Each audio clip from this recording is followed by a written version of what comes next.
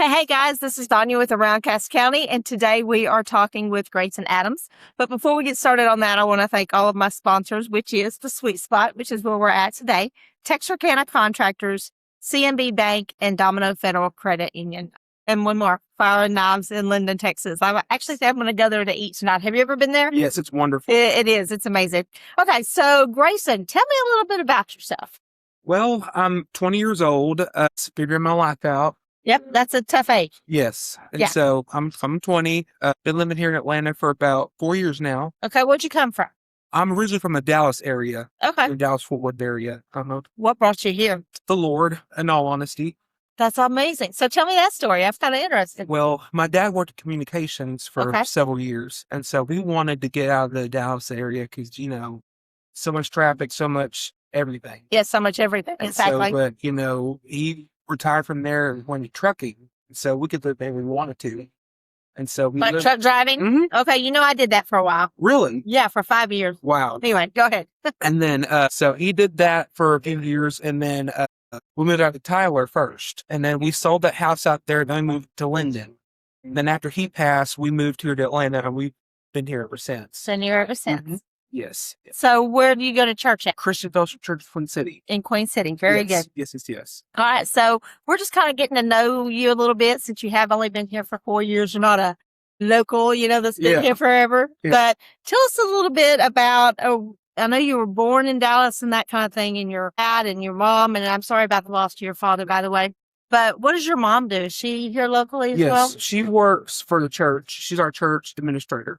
Okay, very cool. And you also work at Brookshire's in Yes, I the do. pricing department. So tell me about that. So what I do is all the tags in the store that you see, all the signs, all the tags for every department, it comes through me. And so we have to separate them, break them down, and make sure they're hung right. And so make sure everything's good. I didn't even know there was such a department, honestly. Yeah. I didn't I didn't either idea. until I got on my friend and I Uh-huh. took over her spot when she became a nurse. Okay, very cool. That's awesome. Yes. I know my sister, she worked at Brookshire's for a while, and that's where she met her husband. So there's a lot that goes on in Brookshire's. Yes, very much. So. All right, when did you first realize you had really a connection with pets? I know we haven't even started talking about it yet, but he's a pet sitter. And so we're talking about your business. You just started it not too long. How long ago has it In been? December. In December, and he's trying to grow that, and I know that is really needed. I tell you what, I like personal attention to my little, so instead of putting them in a kennel or something like that, this is really something that he has a passion for and you really enjoy, right? I've always enjoyed pets, especially I'm a dog person. Yeah, me So too. I love dogs. And so I always house sit for my pastors over at church I currently go to. And so, because they always attend like different minister conferences, vacations, Yeah, anniversaries, sure. stuff like that. And then so they just started paying me to watch the house for the duration whenever they were gone. And then it just became a much needed thing. And so in December, I was praying actually, and I was like, Lord, I need some more income. Yeah. And if I'm being transparent, need Yeah. some more income at the Who time. doesn't, right? Yeah. And then so I was just praying, and then the Lord dropped it in my heart, share what you're doing. And so I made a post. I got on Canva with my mom. We did some designs and then came up with a name. And so I put on the Positively Atlanta Texan page. And then from there, I had almost 70 shares from my personal Facebook page. That's amazing. And then my first client was Frankie Stanley.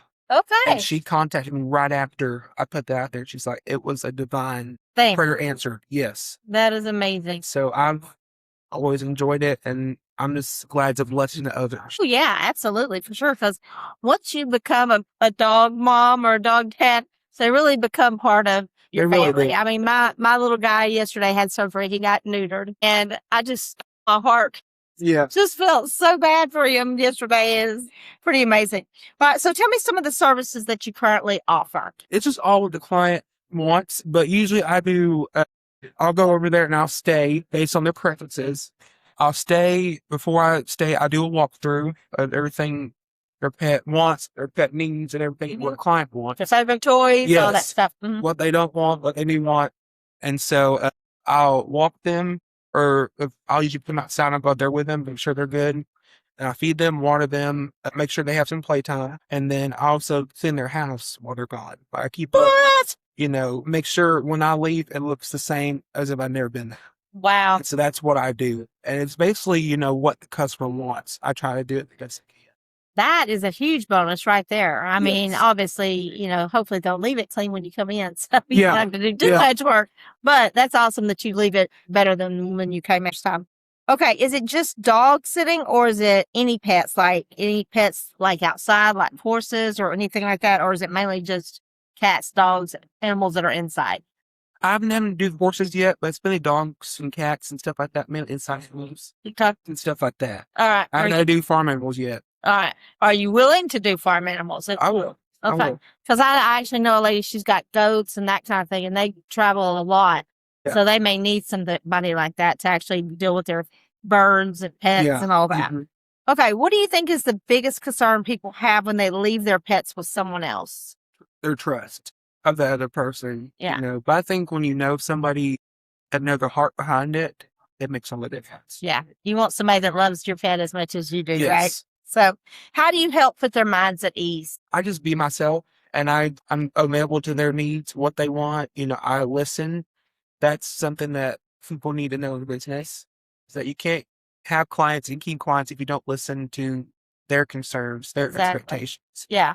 And so that's just, I try to do my very best for every customer that I have, new and old. Now, do you have any pets yourself? Yes, I have four Four. dogs. 4 dogs. And are they big dogs, little dogs? What are they? Yeah. Big dogs. Yes. What kind of dogs are they? I have a Cane Corso, a Rottweiler, a Lab, and then a Lab mix. And a lab mix. Okay. And are they inside or outside? Inside. They're inside dogs. Yeah, we're not really outside people. Especially in this heat. Yeah. I mean, it's really, It breaks my heart when I see the animals outside. especially, like I said, in this heat. In this heat or in the winter. Yeah, or in the winter. I mean, I can understand here in the spring and that kind of thing because my little guy loves it. I mean, he just takes off going. But during this heat, it's just ridiculous. Yeah. If I don't want to be out there, I sure I know as they heck- don't want to be out there. And we were talking about truck driving. When I truck drive, Popeye went with me. And I would see these drivers, they would let their dogs out on this black asphalt, and I mean, as soon as you stepped outside, the heat just hit you. If you won't go barefoot, you don't need to put your dog barefoot up there as well. My daughter, Collins. Okay. You probably met a lot of dogs. Do you have any funny or memorable stories that you could share about any of them? Well, it was actually my pastor's dogs. Whenever I come in from work or I come in to see them, one of them will be on the couch, L-shaped sectional, and one of them will just be sitting there with their paws on the ledge of the couch waiting for me to come in. They do that every time I come in. Oh, So really? I love them. They have 2 golden retrievers. Golden retriever. That's my favorite breed. That is a beautiful one and a sweet, sweet breed. Yes. That is for sure. Okay. What are some of the biggest mistakes people make with their dogs that they wish they knew about?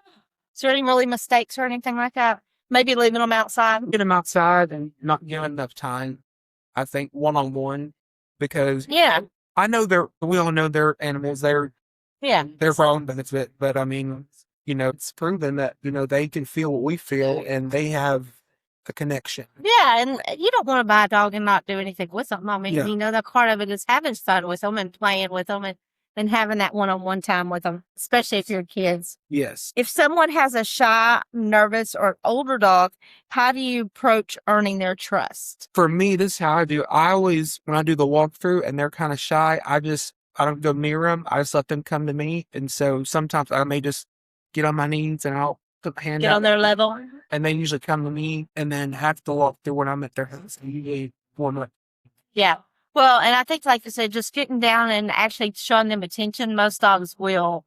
Have you ever been with a breed that's very aggressive? I have not personally. All the dogs I've had are really, really calm and cool. So I haven't had to deal with any aggressive breeds. Yeah. Okay. And what would you say sets your business apart from other pet sitters or dog walkers? The connections, The connection. the friendships. For me, this is what I want to tell all my viewers that are going to be watching this later on is that, yes, it's a side job, but also it's a ministry. I do it to help them because I don't know really any dog sitters in the area that can provide the service the way I can. Right. And I'm not saying that boastfully in any way, Yeah, shape, sure. or form, but I think when people You have know a the passion heart, for it. when And that's people know the heart and you're doing it unto the Lord, it really makes a difference. absolutely for sure. What is your favorite part of this job? The hours. The hours. That's my favorite part. All right, so tell me about the hours. And so it just depends on whenever I get to their house from work.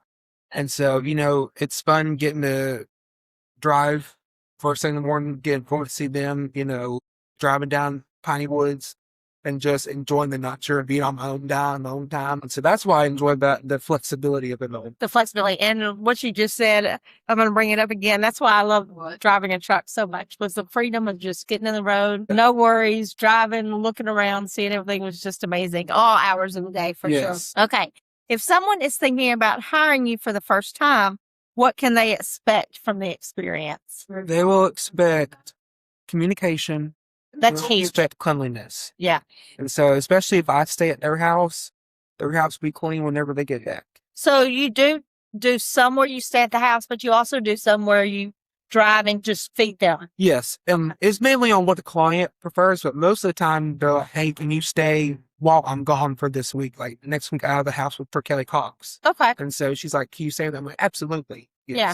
Well, and one good thing about it, not only do you take care of their dogs, but you are also protecting their home because they're out of town. Yeah. And so they feel more comfortable thinking, okay, I'm out of town, but somebody's at my house. Yeah. So that's a big deal. It really is. Okay, finally, how can people get in touch with you if they need a reliable dog sitter? You can call me at 972-464-7020 or reach out to me directly on Facebook Messenger. All right. And what is your name on Facebook? Grayson J. Adams. Grayson J. Adams. Okay, we got a couple of fun questions that we're going to ask you now. So they're just going to be fast, quick answers. All right. Cats or dogs? Dogs. Biggest dog you ever walked? Oh, gosh. It was about a month ago. A friend of mine had a big Great Dane. Wow. 150 pounds. He pulled you around, didn't he? Yeah, this thing got on top of my shoulders and about knocked me over. So I'm like, oof.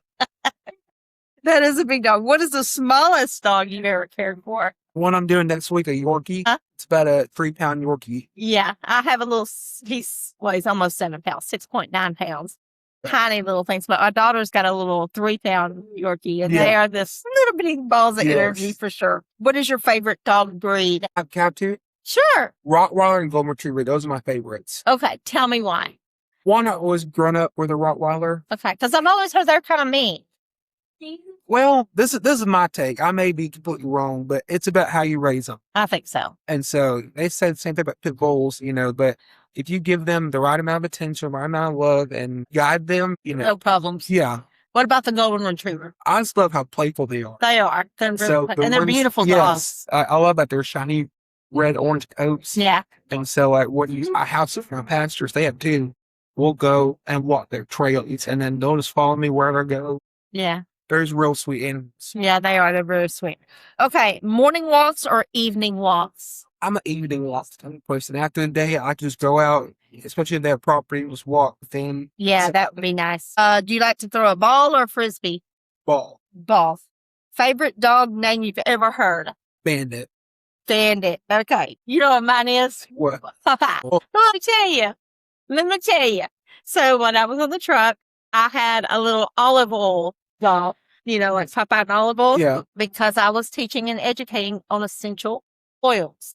So I used her kind of as my brand, and so it was trucking with olive oil. Okay. And olive oil went with me everywhere. She's gone to, wherever I was, olive oil was with me too.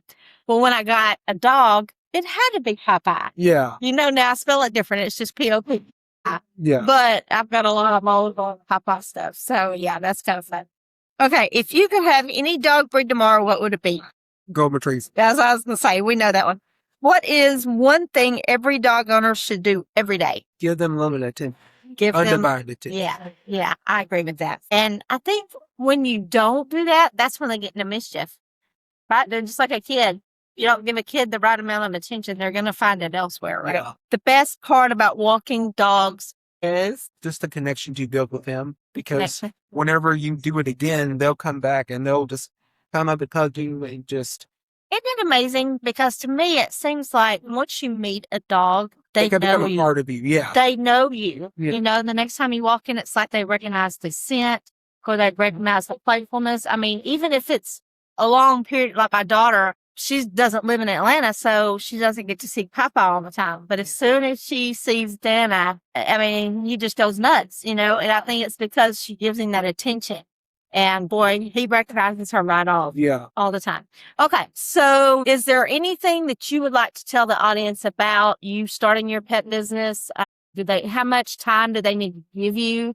How to get on your calendar? Give me that kind of information so they can reach out. So I would say to anybody watching this broadcast is give me anywhere from 3 to 4 weeks in notice. I know there's some times where that can't be helped, but if you can do it at least 3 to 4 weeks in advance, so that way I can remember to put on my calendar. And so, because your calendar's getting full. Yes, next month it's pretty packed. Yes. So the Lord has kind of blessed you because you were needing a side extra money. We all need extra money. Yes. You found something that you love. Yeah. And you're helping other people. What a blessing is that? Yeah, it really blesses me because I do it for friends, but I met a lot of new people along the way. We got to build relationships that have lasted several years, especially in this business. Right. Now, Grayson, he actually started advertising with me in the magazine, so be sure all of his information is on there. Yeah. Of course, we wanted to do the podcast today as well. If you can't find him for some reason, please reach out to me. I've got all the information on where to find Grayson. And tell me the name of your company. Rain Toe. That's just the name I liked, and I stuck with it. Okay, that'll do it. Anything else you want to say? I just want to say thank you to all who are watching or will watch this broadcast, and thank you for supporting local. And Absolutely. Thank you, Donya, for reaching out. You're welcome. I love it. If you know of anybody else that would like to do a podcast, let them reach out. Anybody out there, I'm willing to talk to everybody and just learn about them, their family, where they come from. And you guys have a great day, and we'll see you soon. Thank you so much, Elena. Bye.